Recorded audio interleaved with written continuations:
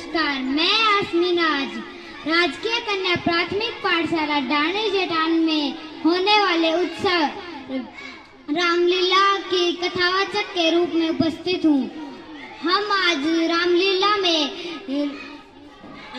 शूर्पणखा के नाक कान काटने व सीता हरण का दृश्य प्रस्तुत कर रहे हैं। तो आइए चलते हैं पंचवटी की ओर, जहाँ राम लक्ष्मण सीता व सीता रह रहे होते हैं।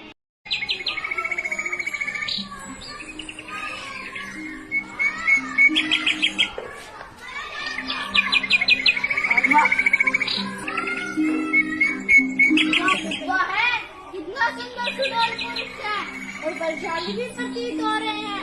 मैं तो इसी से विवाह करूंगी।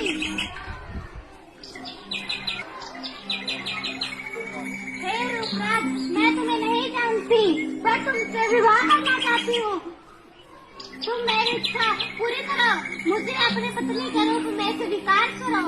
मैं राम हूँ और ये मेरी पत्नी सीता है।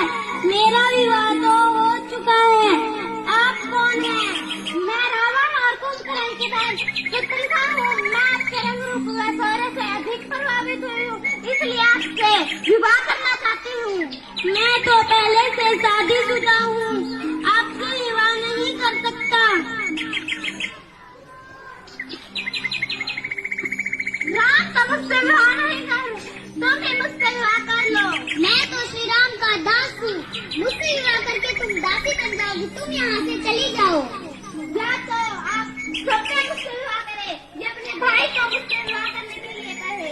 मैं अपनी पत्नी सीता को छोड़कर किसी से विवाह नहीं कर सकता।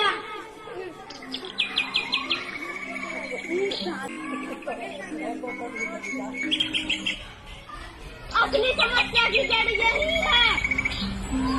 Lakshman,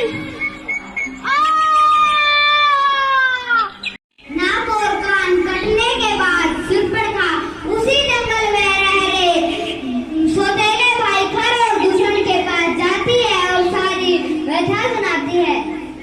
thank you.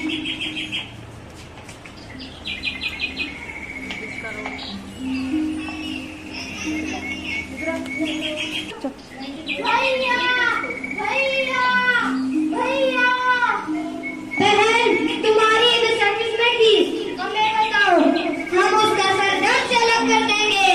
जंगल में 2 राजकुमार आए हैं, उन्होंने ही तुम्हारी बहन का ये हाल किया है।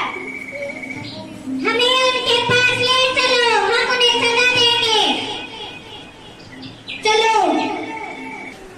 अपनी बहन शूर्पणखा की ये दिशा देखकर खर और दूषण अत्यंत क्रोध में आकर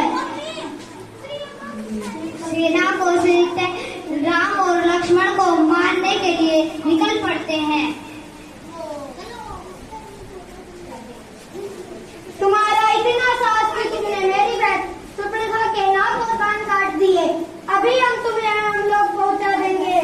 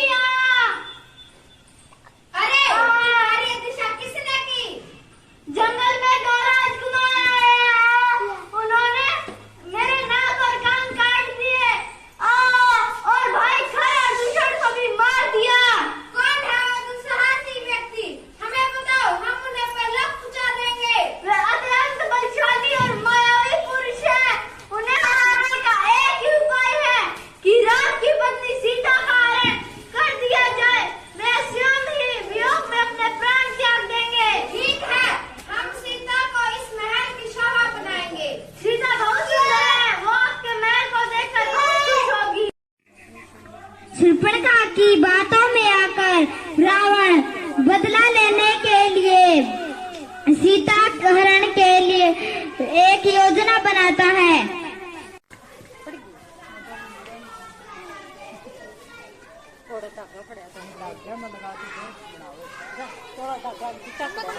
कितना सुंदर है। स्वामी, मुझे सोने का हिरण चाहिए। देवी, मुझे कोई मायावी राक्षस लगता है जो हमें परेशान करने के लिए यहाँ आया है। नहीं महाराज, नहीं स्वामी, इतना सुंदर हिरण भला राक्षस कैसे हो सकता है? मुझे तो यही चाहिए। ठीक है, मैं अभी से पकड़ के लाता हूँ।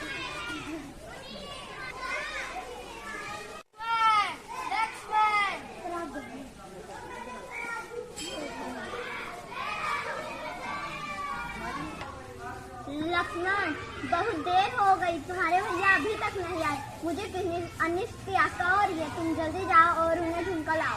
नहीं नहीं माते, भैया किसी मुसीबत में हैं, ऐसा तो हो नहीं सकता।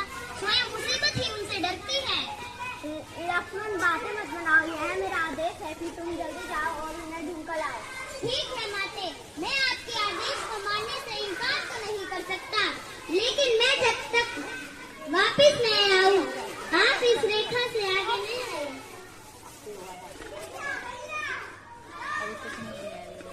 ए राम, ए राम, ए राम। भिक्षां देहि माते, भिक्षां देहि, भिक्षां देहि।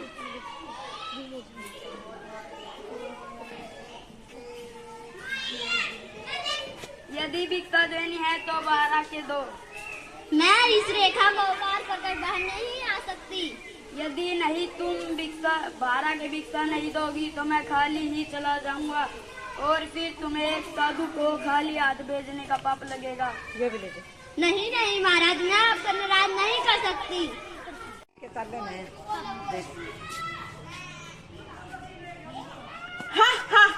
राम राम बोल, राम राम, राम राम बोल दे बेटा। राम और लक्ष्मण ने में बैठ के नाफरमान काटे हैं।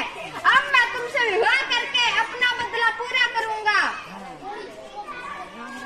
बोल दे नुका राम। मेरे स्वामी तुम्हारा सर्वनाश कर देंगे। यदि अपनी खैर चाहते हो तो मुझे छोड़ दो। मैं लंका में कोई परिंदा पिपर नहीं मार सकता। इसलिए में इतना साहस नहीं कि वह लंका पति रावण से टकरा सके। बचाओ बचाओ, छोड़ दो। राम राम।